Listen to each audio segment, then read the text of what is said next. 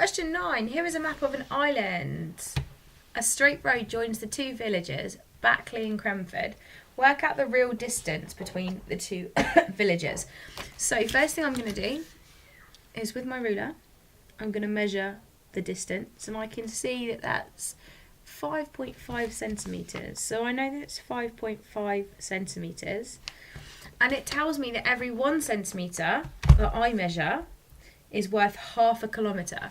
So I'm going to do my 5.5 centimetres times by 0.5, and that will give me my scaled answer. So 5.5 times 0.5 on your calculator should equal 2.75. Find the bearing of Cremford from Backley. Now, a lot of us got confused here. A bearing is just an angle, but it's an angle that always starts facing north. So your angle of Cremford from Backley, I think it was it Cremford from Backley? Yep. Is if I was facing north, how many degrees do I turn to be facing Cremford? It's this angle here. So with your protractor, you're going to measure that angle, and that would give you 130 degrees. Question 10. Find the area of shape P. Okay, well, area of a triangle is base times by height divided by 2. Do not forget to divide by 2. Base. So it's this bit here, which is 1, 2, 3, 4, times by the height, which is 1, 2, 3, 4, 5, 6, and then divided by 2. 4 times by 6 is 24. 24 divided by 2 is 12. You get a mark for 12, but you also get a mark, it doesn't matter what your answer is if you put centimetres squared, because it's area, so you get a mark for your units there. The mathematical name of quadrilateral Q. Well, if you look at the quadrilateral, I'm just going to draw something on it, which may help you.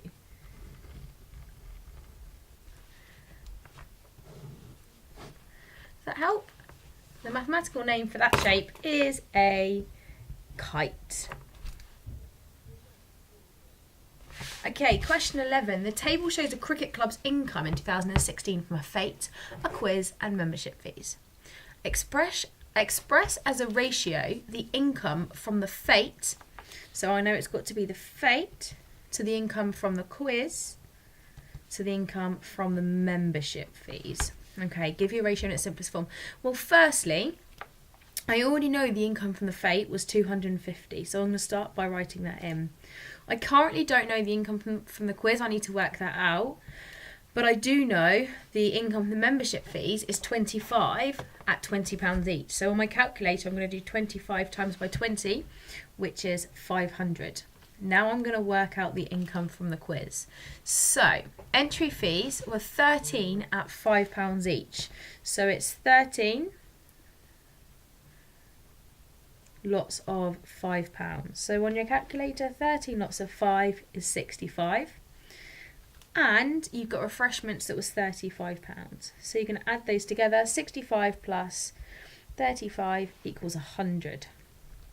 So if I was to rewrite that ratio now, I've got 250 to 100 to 500 so far. But it does say in its simplest form. So let's have another look over here.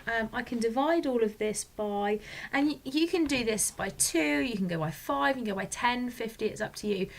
I'm just going to go with 10 because I think that's what most of you did. So if I divide all of those by 10, I'm left with 25 to 10 to 50.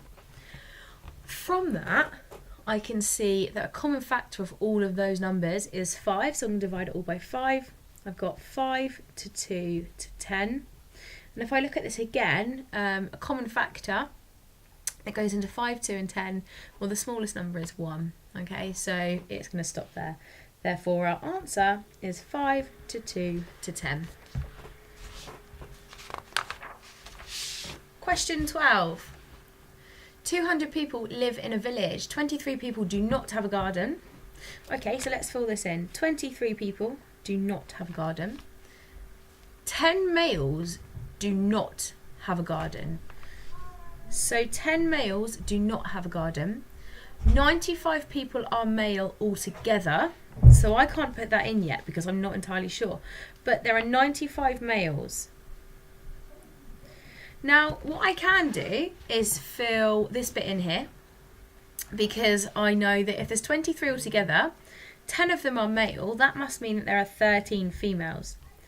And if there are 95 males altogether, I know that I've got 10 males here, which means I must have 85 males left here.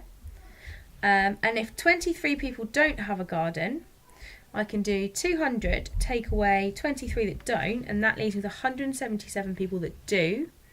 So 85 plus something has to give me 177. So if I did 177 take away 85, that would give me 92.